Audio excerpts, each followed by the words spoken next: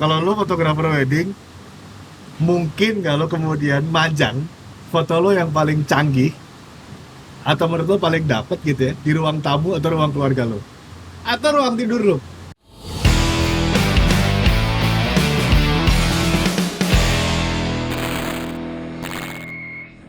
Ya, kembali lagi di Voice of Rouse.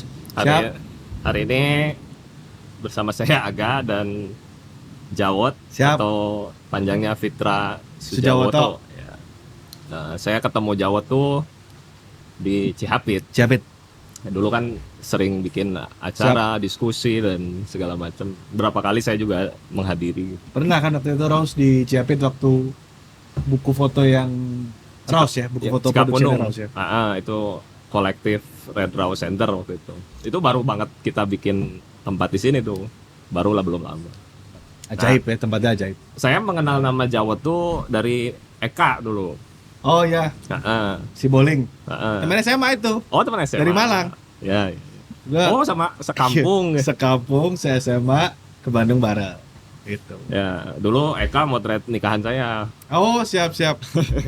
Ya, nah dari situ akhirnya tahu gitu kan. Red White ya. Red White gitu. Dan kebetulan nih kalau ngomongin fotografi wedding, saya pun mengalami dulu. Pernah motret wedding. Terjebak mengalami ya? Ya 4 tahun lah, 4 tahun motret wedding gitu. Tapi kalau saya dulu lebih ngerjain video. Jadi fokusnya di videonya lah gitu. Meskipun ada hobi mah motret gitu. Ya. Jawab, boleh cerita sedikit lah dulu awal mula Betul. wedding teh gara-gara naon gitu. Di ini ya, sore yang berpetir ini ya. Ya. Luar biasa. Gue tuh motret wedding juga. Tadi kan nyebut Eka ya. Eka tuh gue kenalnya sebenarnya bowling.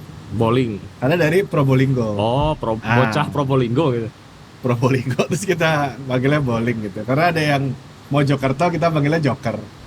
Nah, sebenarnya kalau soal foto wedding ya, foto wedding tuh awalnya juga hampir semua fotografer wedding termasuk lu kan pasti ngalaminnya hal yang sama ya, karena temen lu nikah. Nah, benar. Terus akhirnya lu foto wedding gitu. Iya. Nah, gue juga sama, dan karena sama Eka tuh dari kuliah moto-moto, terus pas job wedding pertama tuh 2013 lah. Itu juga motret sama Eka. Sama, itu juga teman kuliah gua waktu itu di Malang, kemudian dikontak teman di Jakarta. Eka waktu itu lagi lanjut sekolah di sini, istri gua di Bandung. Terus siapa ya yang bisa nemenin moto?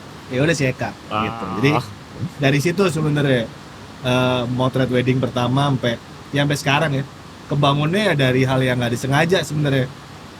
Kalau soal kejebak apa enggak, sebenarnya hampir nggak ada yang nggak kejeblos ke wedding dia. Mungkin cita-citanya motret sesuatu yang lebih wah gitu ya. Betul. Tak motret perang, tak motret apa. Nah, sampai sekarang juga di awal-awal tuh begitu. Jadi yang awalnya kejebak, terus lama-lama kan kita jalan, terus Eka juga jalan, masing-masing akhirnya bikin brand, bikin vendor.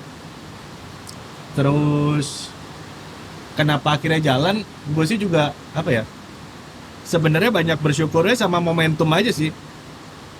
Kalau lu ngalamin motret weddingnya tahun berapa? Saya 2011-an pertama.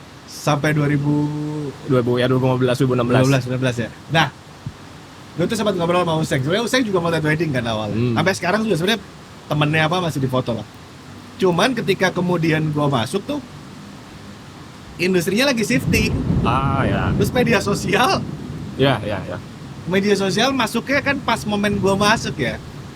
Jadi gue anggap saat itu momen yang pas, karena ketika kemudian gue bawa cara motret gue di luar wedding, terus kemudian ada media sosial, jadi kita punya kanal untuk kemudian memperkenalkan si portofolio yang seperti ini gitu. Mungkin situasi yang berbeda dihadapi oleh teman-teman yang kemudian nggak ngalamin si momentum ini.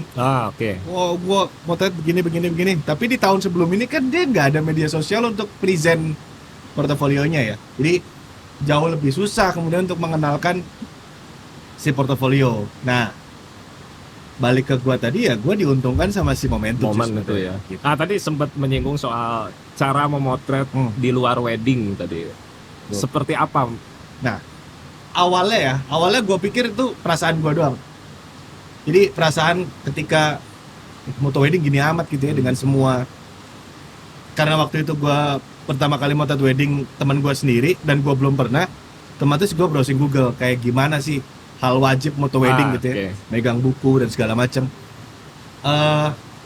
Mandatory shotnya gue bikin lah. Terus kan hampir semua yang kemudian tercemplung ke foto wedding sebenarnya punya atau suka dengan cara memotret yang dia alami sebelum kemudian diorder jadi fotografer wedding. Sepakat. Nah, waktu kemudian diorder, dia harus menyelesaikan orderan kan? Iya. Browsing lah, oh gini template-nya, gitu. Nah, sialnya kan kadang-kadang gara-gara template-nya banyak, terus gimana ya gue ngaplikasiin yang gue suka dulu kan gitu. Iya. Kalau gue karena pada prinsipnya waktu itu kuliahnya sospol, jadi lumayan deket lah sama contoh-contoh foto dokumenter, foto jurnalistik gitu ya. Ya pengennya gitu. Cuman kan di wedding waktu itu nggak gitu. Iya. Nah akhirnya dalam beberapa waktu tuh ngerasa kena nih batin gue nih gitu. Antara kemudian pengennya begitu tapi harus begini. Iya. Itu saya mengalami banget. Waktu itu gue mikir gue doang nih kayaknya nih sama vendor gue gitu ya, sama Eka lah dan teman-teman circle di Bandung termasuk Ripan dan lain-lain gitu. Nah terus kemudian ikut ke Bali ada Fearless Workshop Wedding. Jadi di wedding fotografi itu ada dua kelompok yang kemudian dua kelompok yang kemudian menyediakan kompetisi foto wedding. Oh ada itu? Dunia gitu. Oh ya. Satunya namanya fearlessphotographers.com. Ini dua yang gede aja. Satu lagi International Society of Professional Wedding Photojournalists kalau nggak salah, ISPWP. Oke. Nah, di situ tuh portonya ajaib-ajaib tuh. Nggak umum lah. Nggak umum, gitu. Nggak umum di Indonesia. Untuk template wedding di Indonesia. Nah, pas nonton itu di website-nya kan, bisa nih kayak gini tapi di Indonesia gimana ya? Sekali waktu si workshop itu ada di Bali. Datanglah gua ke sana. Pas ke sana, ada satu cerita dari narasumbernya namanya Candice Kusik. Dia pernah dapat Pulitzer 2001 nggak salah. Sebagai jurnalis. Liputan Badai Katrina, iya. Sebagai jurnalis. Sekarang motret wedding. Dia cerita hal yang sama yang kayak lu rasain, atau mungkin banyak orang rasain termasuk gua gitu. Dia ngomong, dulu awal-awal saya juga motret wedding ya gimana wedding itu terjadi gitu. Gue melupakan semua pengalaman suka gue pada fotografi. Tapi pada akhirnya ada ruang untuk melakukan itu. Dan teman-teman sekarang ruangnya lebih luas karena ada tadi portofolio lo bisa dilihat di media sosial dan lain-lain kan. Nah dari situ tuh ya udahlah. Ini yang dialami mungkin banyak banget fotografer wedding yang punya kegemaran berfotografi sebelum masuk ke industri wedding. Jadi ya udah dari situ ya kayaknya kenceng aja, dalam arti bukan kencengin bisnis ya, kenceng dalam arti ngeyel untuk kenalin apa yang kita suka aja sebagai fotografer. Gitu. Tapi tentunya pas saat misalkan Jawat dan teman-teman lainnya yang tadi resah, ya maksudnya resah dengan ya mungkin karena kan Indonesia sudah punya template ya dari zaman dulu wedding, foto wedding itu seperti apa gitu. Tentunya tantangan memperkenalkan ya sekarang gini, kalau kita ngomongin edukasi atau workshop wedding tentu banyak. Mungkin apalagi sebelum pandemi ya, setiap bulan aja kayaknya banyak gitu, baik yang lokal atau mendatangkan fotografer itu. Tapi bagaimana akhirnya Jawat sendiri berusaha memasukkan sisi yang biasa dikerjakan di luar wedding gitu, atau idealis lah, katakan idealis mau berfotografinya ke dalam akhirnya wedding, tapi mampu saya nggak tahu bahasa yang lebih tepat ya, apa mengedukasi klien gitu bahwa foto wedding itu tidak seperti A saja, tidak seperti B saja, bahwa ada alternatif lain gitu yang bisa menyajikan wedding. Yang kalau saya lihat dari foto-fotonya Jawad ya, kalau saya tidak salah, banyak menghadirkan memang tadi mungkin ya ada unsur jurnalisnya, ada unsur story-nya yang lebih, ya meskipun pada dasarnya wedding selalu sudah pasti story ya gitu. Hanya saja kan apakah story-nya dari foto ke satu intake apa enggak, itu yang kita bisa pertanyakan gitu. Nah kalau saya lihat karya-karyanya Jawad di wedding kan kayaknya memang mempertimbangkan itu gitu, mempertimbangkan kesinambungan story sekaligus dengan gaya yang memang mungkin cenderung jurnalistik gitu. Nah itu bagaimana ke klien, atau memang klien sendiri pada akhirnya memilih Jawad karena tahu gitu, oh saya pengen foto seperti ini, atau ada pertentangan juga sebetulnya pada praktiknya gitu? Pada prakteknya tuh ini emang nggak bisa pakai bahasa motivasi nih, soalnya gue juga gini nih persoalannya gak. Jadi kayak ketika kemudian akhirnya form ya, oh bisa nih kayaknya, ya udah, toh teman-teman di satu circle yang makin meluas itu juga merasa ya udah kalau lo sukanya begini dan kemudian ada medianya, push aja gitu. Toh cara paling mudah mengedukasi klien ini lewat portofolio. Nah menariknya lagi di masa-masa tadi kemudian para pelaku mendapatkan media baru ya, dalam hal ini media sosial untuk mengenalkan portofolionya. Kalau dulu kan otomatis dia akan lewat misalnya Prias, misalnya wedding organizer gitu. Udah paket-paketan gitu. Persis. Nah sekarang, akhirnya paket itu kan juga kemudian membangun persepsi tentang apa itu fotografi wedding kan. Nah setelah ada kanalnya, akhirnya wacana-wacana atau visual-visual alternatif portofolio yang berbeda jadi bisa direct to client. Gitu.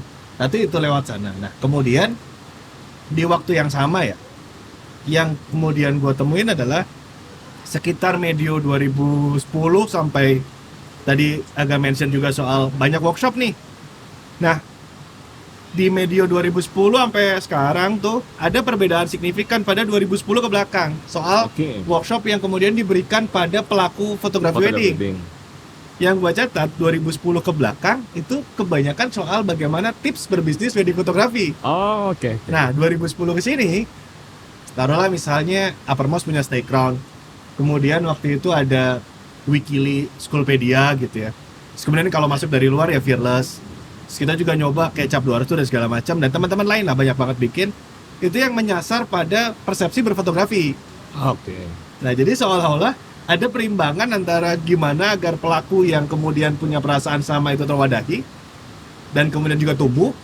Dari sisi klien, mereka ada pilihan pada akhirnya. Meskipun kalau balik lagi ke soal seberapa gede pasarnya. Nah, kalau balik lagi ke soal seberapa gede pasarnya, gue mungkin punya jawaban sederhananya gini.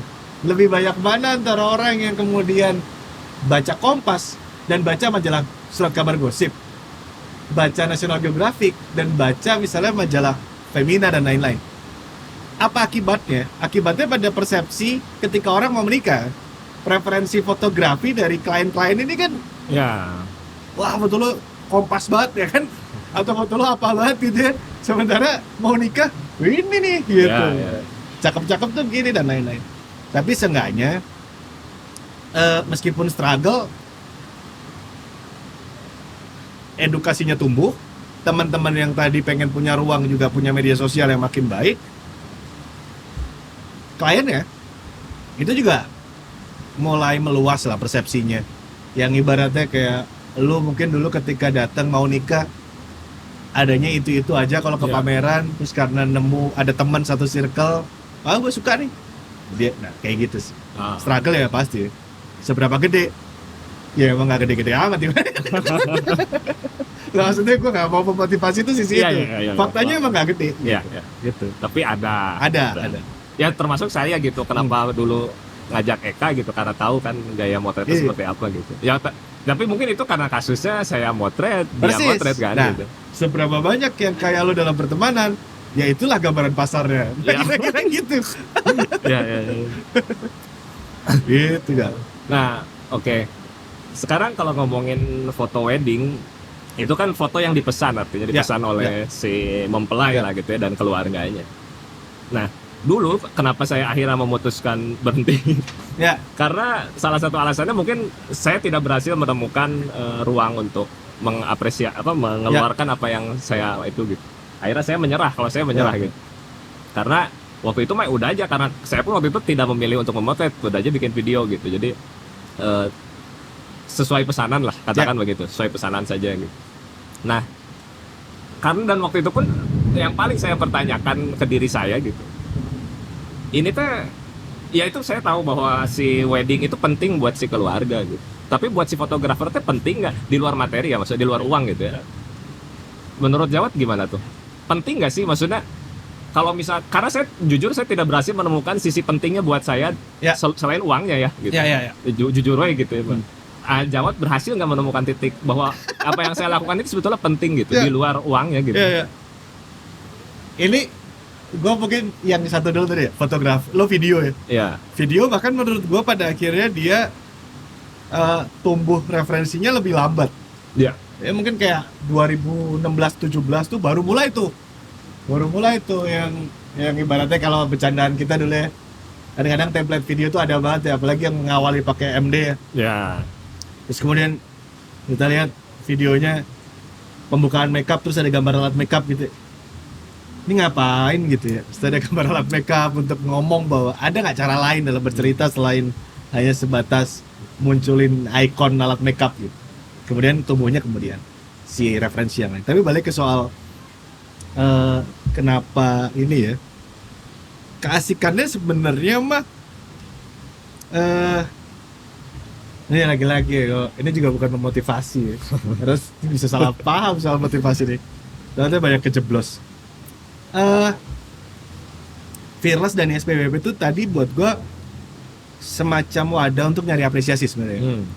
Pada akhirnya untuk memperluas ini ya, memperluas cara pandang pada karya personal yang kemudian bisa diapresiasi secara universal meskipun hanya pada kelompok tertentu. Gitu. Pasti. Nah, bayangannya mungkin gini. Sejago-jagonya ini mungkin banyak yang mungkin denger atau nonton tuh, kalau lo fotografer wedding, mungkin kalau kemudian majang foto lo yang paling canggih atau menurut lo paling dapet gitu ya di ruang tamu atau ruang keluarga lo atau ruang tidur lo. Rasanya kan nggak mungkin ya. Gue mau lihat wedding, wajah dahsyat. Tapi kan ini milik pengantin.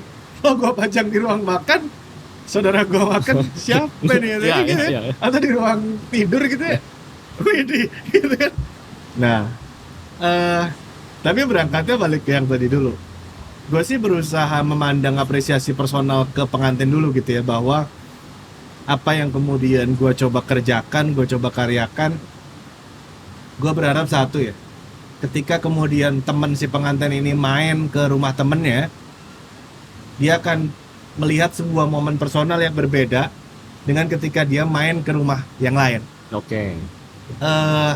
Waktu itu gampangannya gini, Useng waktu itu cerita tuh, Useng nanya hal yang sama, gimana Wat kalau nih pengantin lo tiba-tiba di ruang tamunya dipajang foto dia, kemudian dia mampir ke rumah temennya sama itu, sama-sama di Raja Upas, terus kemudian posenya sama dan lain-lain, personal di mananya gitu kan. Nah itu dulu, pertama masih ngoprek soal visual yang tampak ya. Yaudah, gua ngoprek visualnya dulu deh biar terkesan personal. Tapi kemudian lebih masuk ke dalam arti masing-masing couple akan punya cara personal untuk mengapresiasi karya dari si fotografer yang dia pilih. Gimana ke kitanya gitu ya. Kita pegangannya satu dulu gitu. Bisa nggak ya ini diapresiasi personal untuk mereka dulu gitu. Baru kemudian meluas ke soal kita sebagai person tuh bagi gue bahkan di tahap paling akhir gitu. Yang meskipun itu harus jadi pegangan paling penting untuk lo mau bertahan selain soal duit ya.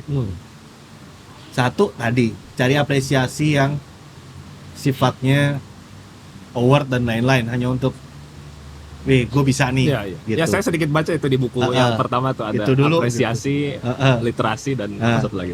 Yang kedua ya mau nggak mau ya kemudian ya berliterasi.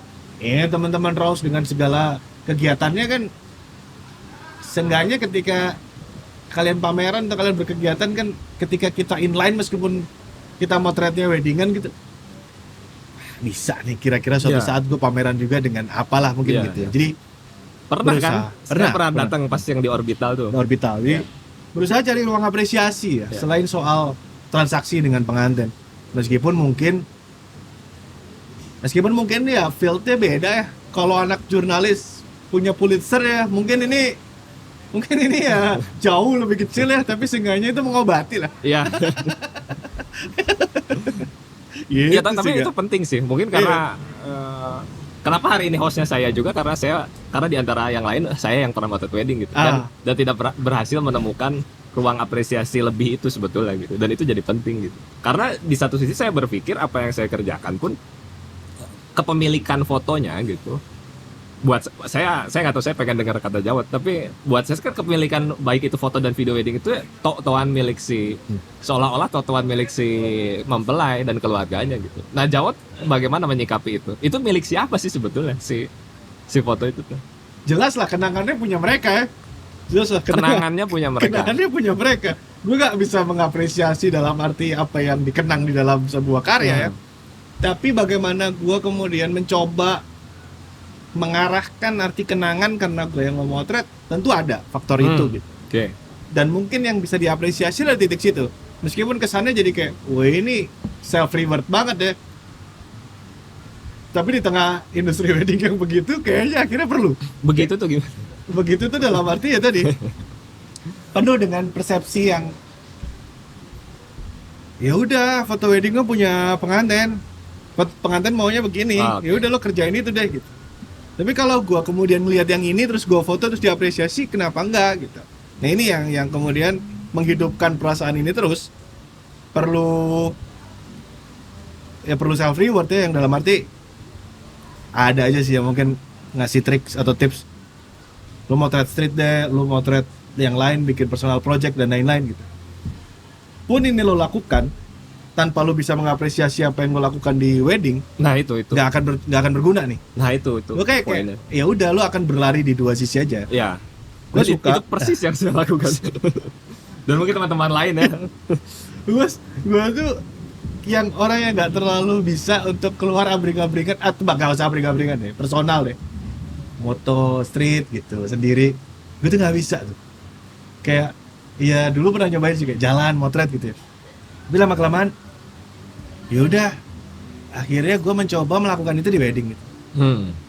Dan mengapresiasi apa yang gue lakuin di wedding. Jadi poinnya di sana sih, nggak salah dengan kemudian punya kegiatan lain non wedding untuk berlari gitu ya, untuk melarikan diri dari ruwetnya industri misalnya.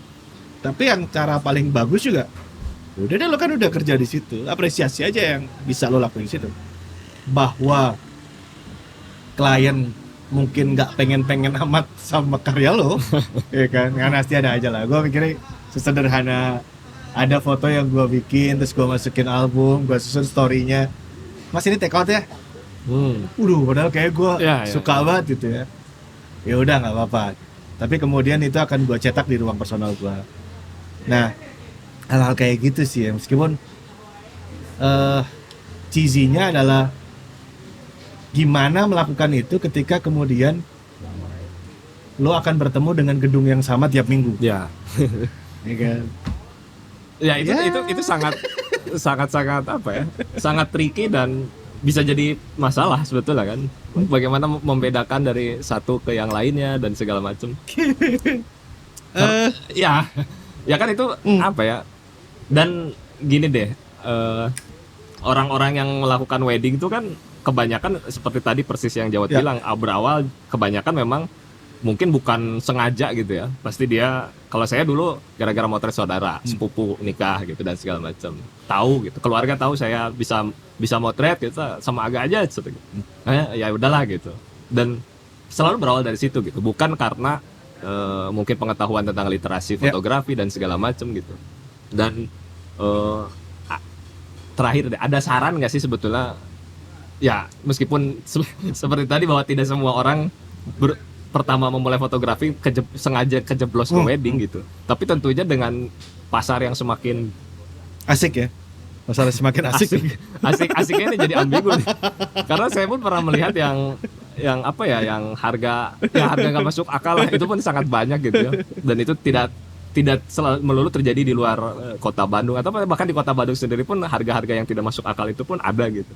Ada saran nggak sih sebetulnya bagaimana kalau mau memulai atau apa? Ini pertanyaan klise lah, tapi perlu dipertanyakan juga gitu, bagaimana saran untuk memulai, dan kalaupun kejeblosnya di jalan yang apa ya? Yang bisa selain menghidupi material gitu, bisa menghidupi batin juga sebetulnya gitu. Di kacamata gue ada beberapa jalur orang pada akhirnya masuk ke industri wedding, meskipun mungkin pada akhirnya semua keceblos. Tapi ada beberapa jalur. Pertama, memang dia mungkin sudah berfotografi sebelumnya, kayak lu disuruh motret saudara, keluarga, go, ternyata jalan gitu. Ya. Ada juga yang kemudian dia awalnya di situ asisten dan lain-lain. Awalnya mungkin megang lampu, megang kabel, sama si pemilik vendor disuruh motret, go gitu. Jadi dia nggak punya pengalaman berfotografi sebelumnya, tapi dia punyanya pengalaman bekerja. Ada yang terakhir mungkin memang buka bisnis, dia melihat peluang bisnis yang bagus, masuk. Ya. Nah, kalau kita mau jawab soal yang kegelisahan, mungkin kita hanya akan melihat kegelisahan terjadi di 1 dan 2 sebenarnya. Oh ya. Kegelisahannya hanya terjadi di orang yang mengalami proses berfotografi kemudian masuk, atau yang kemudian dia sebelumnya sama sekali nggak berfotografi, lalu dia bosan. Ya. Ini gue ngapain ya gitu. Nah, yang terakhir yang berbisnis ya dia akan anything goes lah bagi dia, as long as bagus buat bisnisnya dia jalan gitu. Nah, bagi yang 1-2 tuh gue mikirnya adalah yang penting dia masih bisa jaga agar perasaannya itu ada gitu ya. Karena kalau kita mundur jauh lihat portofolio wedding sejak tahun seenggaknya ya yang tercatat di fotografi modern, pernikahan gue lupa ya, pernikahan Royal Inggris pertama itu gitu ya. Sampai sekarang kalau kita bicara foto classical portraitnya ya gitu, ya 2 pengantin berdiri, kalau ada bunga dia akan pakai bunga, nggak berubah gitu. Tapi kemudian ada di sisi lain di mana kemudian lahir teknologi fotografi yang terus berkembang. Jadi ketika soalnya adalah teknologinya udah maju banget, terus kita memasalahkan cara untuk berkarya, setidaknya buat fotografer wedding hari ini lo masih bisa bikin 2 sisi karya gitu. Yang satu buat kemudian menyelesaikan order, yang satu kemudian untuk menyelesaikan apa yang galau di batin lo. Persoalan itu akan diserahkan ke klien yang mana. Kalau lo freelance ya diserahkan ke vendor. Kalau lo pemilik vendor ya lo yang nentuin, tinggal kliennya milih atau enggak. Kan beda sama yang teman-teman ngalamin era analog, jauh banget itu ya. Role terbatas, mau memenuhi perasaan juga dibayarnya per roll kan. Ya. Masa harus ngeluarin duit lagi buat itu gitu ya. Jadi ketika kemudian ada temen nih, masih mana ya gue ikut Burias, kan fotonya harus itu aja. Terus lo pakai digital? Iya pakai digital. Di mana masalahnya gitu loh? Filenya kan bisa lo pisahin. Nah itu loh gak, maksudnya pada akhirnya ya jalan keluarnya ya dia sendiri as a photographer, nyari ruang-ruang bertemu dengan kelompok yang dia rasa berpikirnya sama, punya kegelisahan sama. Kemudian kalau soal berkaryanya, memproduksi karyanya, gak ada lah hambatannya. Orang digital ya kan. Yang terakhir kalau ruang apresiasi lo butuh yang bergengsi, ikutan award, Fearless, SPWP, WPJA banyak banget gitu. Atau di Indonesia juga beberapa komunitas bikin gitu. Nah kalau itu aja masih susah, gue pikir ya emang akan mentok semua motivasi tuh. Iya. Gitu. Ya, gitu. Saya perhatikan buat teman-teman ya, Jawat ini kan selain memotret wedding juga aktif menulis, bahkan udah bikin buku. Kemarin saya baru baca tuh buku yang jilid 1-nya gitu. Dan mungkin jilid 2-nya nanti kita antar ke Raff. Apa? Nah, mungkin itu adalah salah satu jawaban juga ya, jawaban-jawaban untuk bahwa ternyata wedding itu tidak melulu soal template, artinya gitu, bahwa ada hal-hal lain gitu. Tadi pun menyentil soal kenangan gitu, bahwa kenangan adalah sesuatu yang pasti akan itulah misalnya kata kunci wedding itu memang soal kenangan gitu, dan bagaimana apa ya, menjembatani kenangan ini bisa jadi kenangan, mungkin kenangan buat si mempelai sekaligus kenangan buat yang memotret gitu, karena kan kita sebagai fotografer yang memotret, tapi meskipun tentunya itu adalah kenangan penuh atau mungkin perasaan penuh dari si mempelai, tapi kita pun bisa mendapatkan sesuatu gitu, tidak hanya sekedar apa ya, kalau kita mah ya motret tuh sesuai template gitu. Gue pernah ngalamin ini Kak, jadi pengantinnya bilang, ngabar kita udah kirim deliver album, pengantinnya bilang WhatsApp. Waktu itu karena gue main fotografernya, dia kontak ke gue, dia bilang, maksud gue belum bisa buka albumnya nih, karena bapakku baru aja meninggal. Saya takut gak kuat nih. Yang penting albumnya udah saya terima. Kalau soal fotonya gimana saya kabarin nanti ya. Oh iya mah nggak apa-apa. Ya setelahnya dia ngabarin, dia bagi gue fotonya aman. Secara, no news is good news. Wah, no news is good news. Cuman bagi gue adalah, wih nih, segitunya gitu. Bahwa pada akhirnya mungkin bagi kita itu hanya karya gitu, tapi bagi mereka, ya itu bukan cuma soal karya lo bagus atau enggak. Nah, nyambung ke yang buku, cover buku jilid 1 jilid 2 gue tuh ada foto nenek kakek gue sebenarnya di depan. Yang kalau kita cari foto dengan gaya kayak gitu, sampai hari ini juga gitu. Makanya bagi gue sebenarnya wedding ya as a cover ya gitu. Tapi kalau lo ke dalam, dua lah, antara lo ke dalam atau lo meluas ke samping. Gue milih ke dalam gitu, karena kalau meluas ke samping gue pernah nyoba dan kayak gue nggak jago ya buka foto booth segala macam tuh. Gue nggak jago tuh. Gue memperluas ke kiri dan ke kanan tuh ya bisnis gue mah berantakan akhirnya gitu. Jadi ya udahlah, gue dalamin lah soal fotografi weddingnya. Apa yang didalamin ya semua ada yang di dalam situ ya, dicatat dengan berbagai perasaan yang soal apalah motret papan bunga ya, yang mandatory shot, tapi ya udahlah ya gitu ya. Seenggaknya kalau lo melihat sesuatu dalam papan bunga, meskipun itu mandatory shot yang biar papan bunganya 100, lo mesti keliling gedung siang-siang gitu ya. Tapi kalau kita mah ya udahlah, anggap aja lo bisa keluar ngerokok sama sekali-sekali ngeliat, oh kalau presiden dekat gerbang nih, makin ujung kayaknya, oh ya papan bunga satu pintu karena sebenarnya kan dia titik pertemuan. Gitu kebayangnya awalnya gini, wedding tuh termasuk bagian dari siklus kehidupan puncak dari orang manusia itu ya. Ya lahir, merit, mati gitu. Salah satu dari 3 penting yang paling penting ya. Dari titik krusial manusia gitu. Tadi dia milih menikah atau tidak, tapi ada part itu gitu. Sehingga ini kultur kita lah. Sehingga dia juga sekaligus pintu kan untuk melihat realitas sosial. Ya salah satunya papan bunga gitu. Kita bisa tahu banyak tentang, kalau mau digali kita bisa ngebaca banyak hal dari si perilaku budaya dalam artian manusia kita gitu ya. Termasuk misalnya kalau lo mau lihat juga soal kenapa harus prewedding di luar negeri dan lain-lain ya. Banyak lah yang bisa dibaca secara identitasnya gitu. Jadi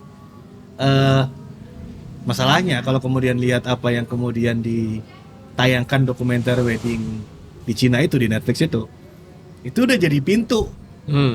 Nah gue ngebayangin di kita tuh belum ditelusuri sedalam itu. Dalam artian apa yang kemudian kita bisa baca dari kultur kita lewat dokumentasi pernikahan.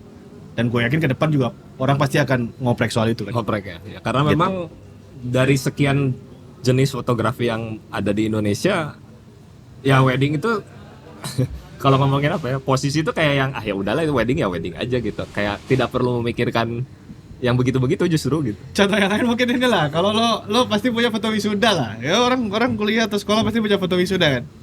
Padahal dia udah punya foto sekolah. Dia main sama teman-temannya, mungkin bercanda, mungkin studi tour. Apain lah itu zaman kuliah, zaman sekolah.